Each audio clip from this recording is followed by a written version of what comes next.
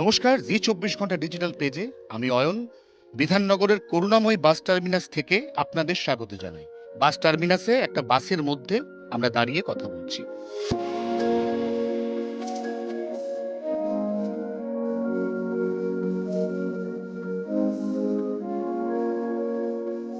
বাসটা দেখুন এবং তার সঙ্গে সঙ্গে এই বাস কোথায় যাবে, কত তার ভাড়া, কারা এই বাস পরিষেবা চালু করলো, সব ডিটেল দেবো আপনাকে। আমি প্রথমেই এই বাসের এই যে অপূর্ব অন্দরসজ্জা, এই অন্দরসজ্জার ছবি দেখাচ্ছি, যেখানে আমরা পরিষ্কার দেখতে পাচ্ছি অত্যন্ত আরামদায়ক কুশন, পিলো এবং ব্ল্যাঙ্কেট, যেখানে একজন মানুষ শোবেন। তারপর তিনি তার যে নেসেসারি অ্যাক্সেসরি সেগুলোকে এখানে যে কেবিন করা রয়েছে সেখানে রাখবেন।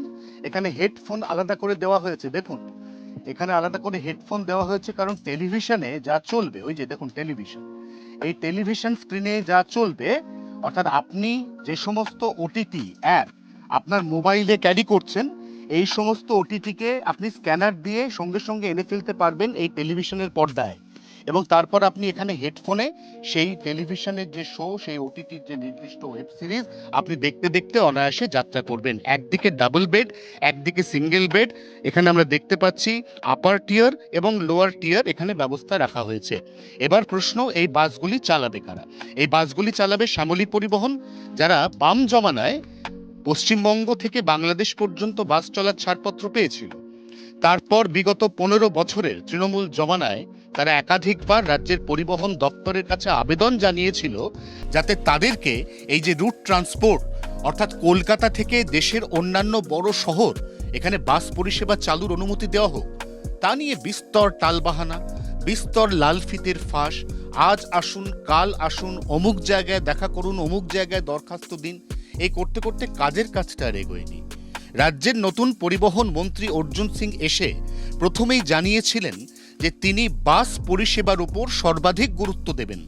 এবার ধরুন আপনি হঠাৎ করে দেশের কোনো একটি রাজ্যের কোনো একটি বড় শহরে যেতে চান, শেষ মুহূর্তে আপনি প্ল্যান করলেন, কোনোভাবেই ট্রেনের টিকিট পাবেন না। এমনকি তৎকালও যদি টিকিট কাটতে যান, সেখানেও দেখবেন সকাল ওই 8টা সাড়ে 8টার পর থেকে 10টা পর্যন্ত কন্টিনিউয়াসলি বাফারিং চলছে। আপনার মনে টেনশন বাড়ছে, টেনশন মুক্ত হন।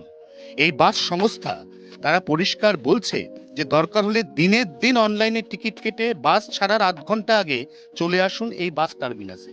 এবার প্রশ্ন, বাসের অন্দরসজ্জা দেখতে দেখতে সেটা হচ্ছে বাসগুলো কোথায় কোথায় যাবে। আমরা এখনো পর্যন্ত এই পরিবহন সংস্থা শ্যামলী পরিবহন তাদের দেওয়া যে পরিসংখ্যান পাচ্ছি, তাতে দেখছি যে কলকাতা দিল্লি তার ভাড়া 3000 টাকা, সময় লাগবে 17 ঘন্টা। কলকাতা বেঙ্গালুরু ভাড়া 4500 টাকা, সময় লাগবে 35 ঘন্টা। কলকাতা চেন্নাই ভাড়া রাখা হয়েছে 4700 টাকা, সময় লাগবে প্রায় 24 ঘন্টা।